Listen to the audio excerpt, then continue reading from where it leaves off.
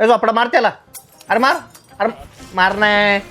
हे बघ शुभ्या, तुझा आता आयुष्य बदलणार आहे. ते फोन आण इकडे बरं. आणि मी काय सांगते ते नीट ऐक. काय? अरे बाळा, उद्या तुला पोरगी बघायला जायचंय. सारखा मोबाईल मध्ये गेम खेळत बसतो.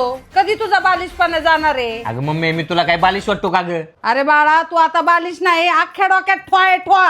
काय काय बोलते का तू? जरा शांत बसत जा. अरे बाळा, किती वेळा तुला सांगितलं चांगलं वागत जा, चांगलं राहत जा.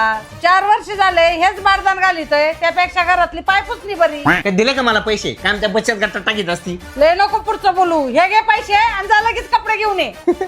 अरे पहिलेच द्यायचे ना. ए शुभे, कुठं चाललं एवढा गडबड मध्ये? चाललो होतो बाहेर. बोल बोल लवकर बोल. कुठं झालं सांग की.